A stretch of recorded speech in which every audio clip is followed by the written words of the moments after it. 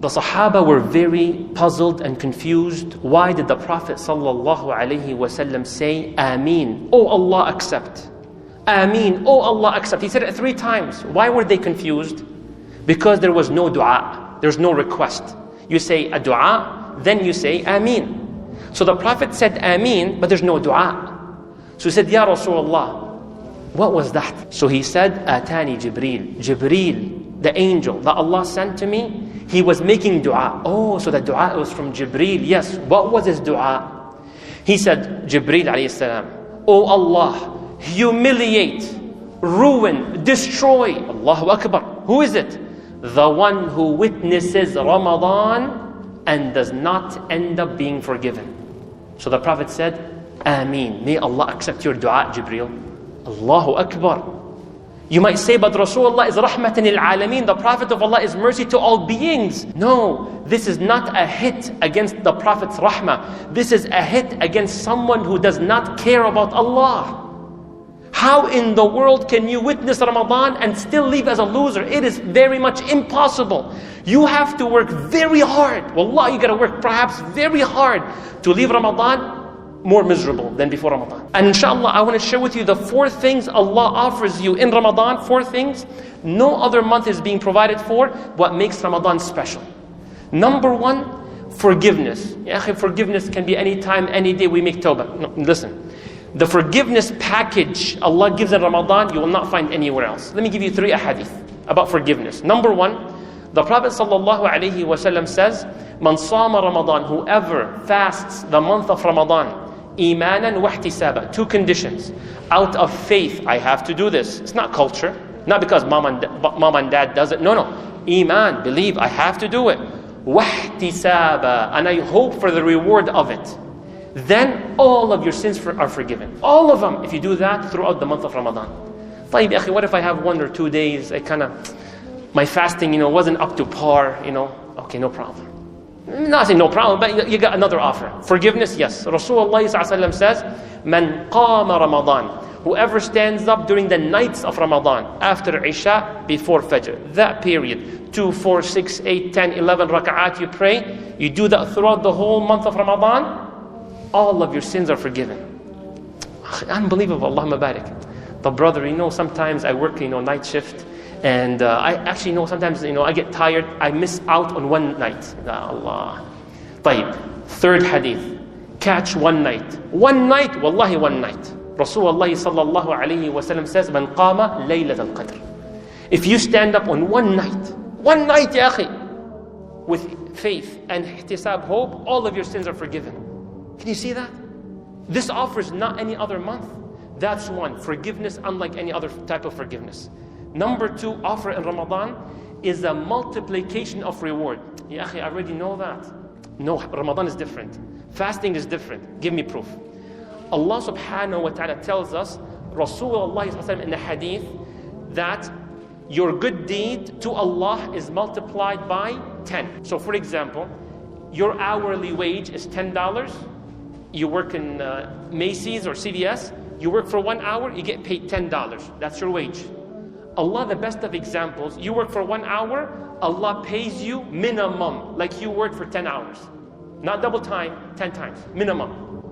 But then Allah teaches us, إِلَى 700, up to 700 times. Allahu Akbar. So your 1 hour wage of $10 an hour, no, now it's $7,000 an hour. That's how Allah does it in a way that fits Allah subhanahu wa ta'ala, as an example. But Allah says, where's the fasting? I'm coming.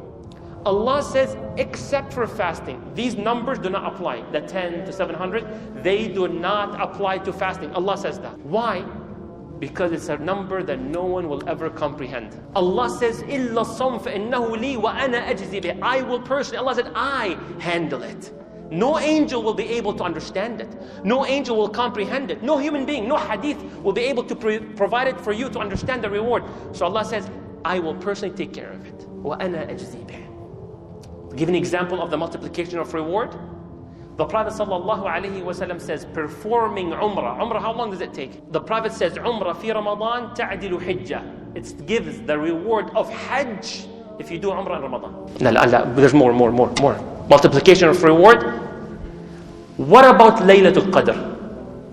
Allah says in the Quran, Laylatul Qadr is equal to 1,000 months. La, no. No, brother, it is khayrun min alfi shahr. What's the word? Khayr. It is better than 1,000 months. So Allah knows the limit. So one night of Laylatul Qadr, you worship Allah, it's like almost more than 83 years. So if you witness 30 Ramadans in your life, it's like you lived 2,400 plus years, 2,400 years old of ibadah to Allah Jalla Jalaluh. You see how the Prophet said Ameen? Now you feel him? Now you see why he said Ameen. May you be destroyed because you gotta be a miserable human being. But that's a multiplication of reward. Offer number 3 out of 4. Lifetime pass protection from hell. Forever. How is that? The Prophet ﷺ says, Inna lillah, Allah subhanahu wa ta'ala selects during iftar time. When iftar time comes, Allah selects people to be freed from hell forever. Think of like you got a membership, you will never go to hell. Period. Some may ask, maybe after the khutbah, I will answer it now. But brother, what if that guy gets that pass? They will never go to hell. Allah chooses them, but they end up being a kafir. No, Allah will not make them a kafir. Because of that one night. Allah will protect them. Allah will guide them in every way possible because Allah never breaks His promise. If I say you're freed from hell, you are freed from hell, period. When you are selected, that means you got to work hard. If I tell you at your company, every day they pass around a $10,000 bonus, what will you ask? What's the requirement? So if I tell you every night Allah frees people from hell, you will say, how can I get selected? That's what a believer should be behaving, wonder. So I'll give you an example, is that you got to work really, really hard. Rasulullah sallallahu alayhi wa sallam, look what the Sahaba said about him.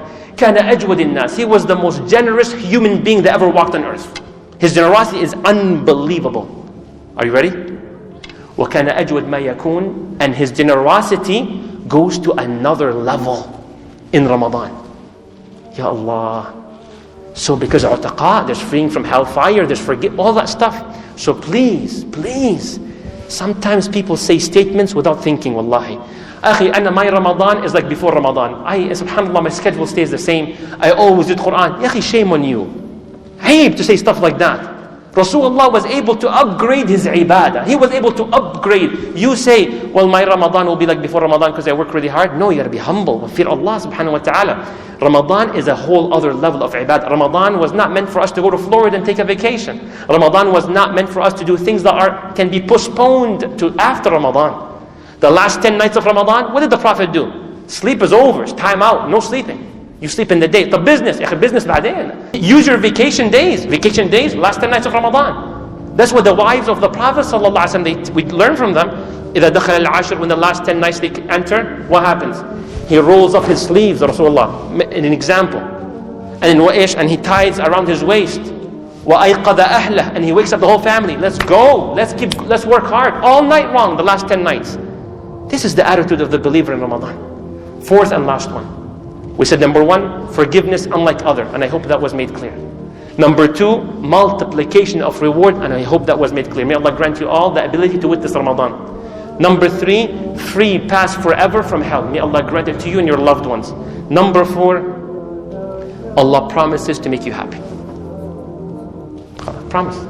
Give us proof.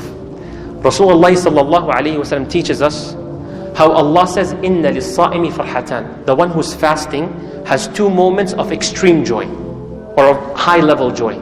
The moment you break your fast, and we all know how exciting that is, right? What do we have for iftar? That happy moment, the Prophet says, that's one of the 2. What's the other moment of happiness? Allah teaches us, وَفَرْحَةٌ حِينَ يَلْقَى رَبَّهُ. The day you meet Allah subhanahu wa ta'ala. What will happen? Surprise. Ya Allah. When the king tells you, in this world, if a king tells you, I got a surprise for you, you expect the gift to be equal to the wealth of the king.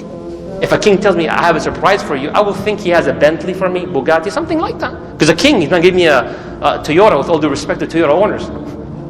Allah Jalla Jalal, the best of examples, the king of all kings, he says, I got a surprise. One last hadith about surprise and happiness. Rasulullah sallallahu alayhi wa sallam says, Inna fil jannati baba. In Jannah, there's a door called Ar-Rayyan. That's the name of the door. May Allah make you all enter through it, Ya Rabb. The Prophet says, Yawm al-Qiyamah, there will be an announcement. Ayna as-sa'imun? Where are those who used to fast? فَيَقُومُونَ. They all stand up. May Allah make you of those who stand up. فَيَدْخُلُونَ. And they all enter that door. And once they enter, the door is locked. No one else enters. Hadith stops. But what's in there? Surprise. Ya Allah. Reward of Ramadan? Surprise. What's in Jannah? Surprise. That makes us even more excited. أقول قولي هذا وأستغفر الله لي ولكم. May Allah forgive us all, and may Allah make you all witness Ramadan.